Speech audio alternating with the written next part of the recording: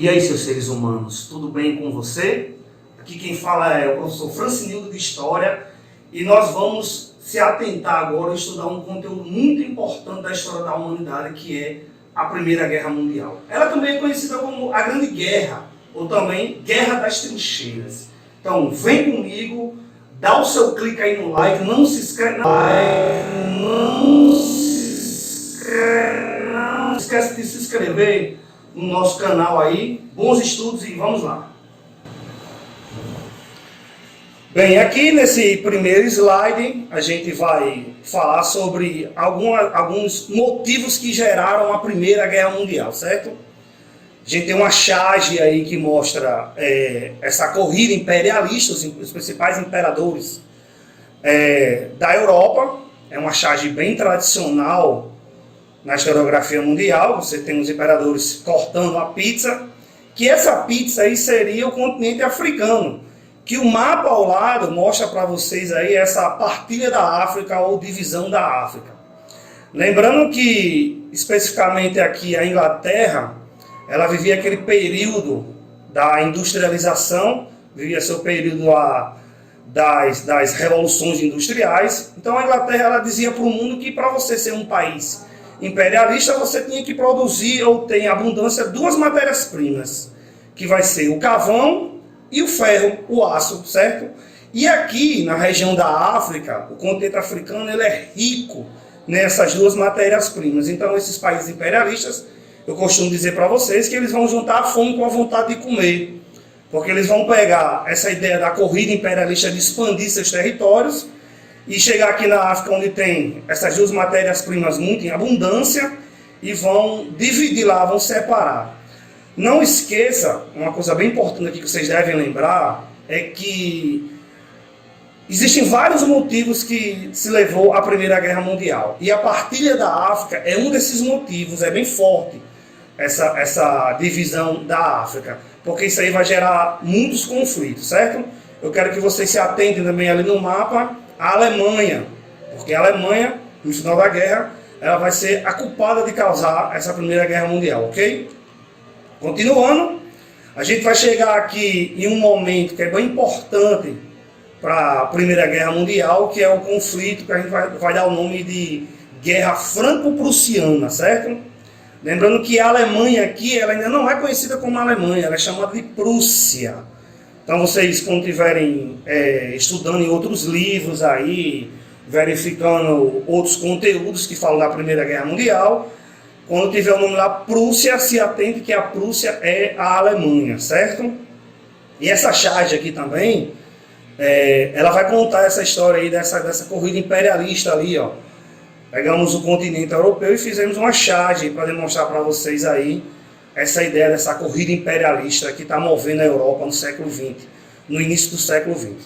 Só lembrando, abrindo aspas aqui, para a gente lembrar que o período que vai anteceder a Primeira Guerra, a gente também vai chamar da Belle Époque, que a Europa vive um momento de calmaria, a Inglaterra está vencendo o apogeu lá na industrialização, a Alemanha está começando a virar a Alemanha, a Prússia está começando a virar a Alemanha, e para isso a Alemanha precisa conquistar territórios, né, expandir seu território. E é dentro dessa ideia aqui que vai surgir esse conflito chamado de Guerra Franco-Prussiana, porque a França e a Alemanha vai duelar sobre uma região chamada da Alsácia-Lorena.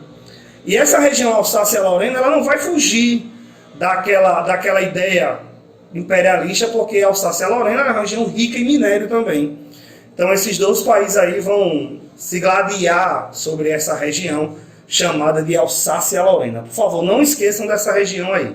No mapa à direita vocês estão vendo aí essa região da Alsácia-Lorena. E nesse conflito da Guerra Franco-Prussiana, a Alemanha ela vai vencer essa guerra, certo? Ela vai vencer esse conflito aí e ela vai anexar a região da Alsácia-Lorena às suas terras. Lá no futuro, quando a guerra acabar, a Alemanha vai ser obrigada a devolver essa região à França, ok? Não esqueça que essa região Alsácia-Lorena é rica em minério. Vamos continuar aqui. Eu chamo a atenção de vocês em relação a esse gráfico aqui, está relacionado à Alemanha. Veja só como ela dá um salto na sua produção industrial ali, ela se torna a segunda maior potência da Europa. Olha só, verifique aí junto comigo, ó, como ela é a segunda maior potência do mundo. Lembrando que, vamos abrir aspas aqui, porque os Estados Unidos ele não vai fazer parte diretamente desse conflito na Primeira Guerra. Eu costumo dizer que a Primeira Guerra Mundial ela vai servir para mostrar para o mundo a potência norte-americana, para o mundo conhecer esse poder estadunidense, certo? No primeiro momento, os Estados Unidos ele não vai fazer parte da guerra, porque ele vai estar do outro lado do Oceano Atlântico, então ele não vai fazer parte dessa guerra. No futuro, lá no final, eu chamo novamente a atenção de vocês, por quê? Porque os Estados Unidos ele vai ser fundamental para acabar com a Primeira Guerra Mundial. É ele que vai chegar lá e vai dizer, ó, acabou o problema aqui, eu resolvo tudo. Lembro também para vocês ali que a Alemanha ela criou uma relação econômica com os Estados Unidos, porque os Estados Unidos ele vivia seu apogeu na produção bélica, então ele ajudava muitos países europeus em relação a essa questão bélica, e a Alemanha era um desses países que tinha uma relação econômica com os Estados Unidos. Isso vai até gerar um mal-estar, porque a Inglaterra ela fica com ciúme, porque os Estados Unidos têm uma relação econômica com a Alemanha, entendeu aí? E você percebe também lá no mapa, ó, que a Grã-Bretanha ela diminuiu sua produção industrial e a Alemanha passou ela. A Alemanha é assim, vou dar um exemplo bem legal aqui para vocês, para ficar bem sucinto, para vocês entenderem. Bem popular. A Alemanha é aquela pessoa que acabou de entrar no ônibus e já quer sentar na janela. E a Inglaterra diz, não pode, você acabou de entrar no ônibus, já quer sentar na janela? E a Alemanha diz, eu já quero sentar na janela. E como é que ela vai fazer isso? Através do seu potencial bélico, certo? Não esqueçam disso.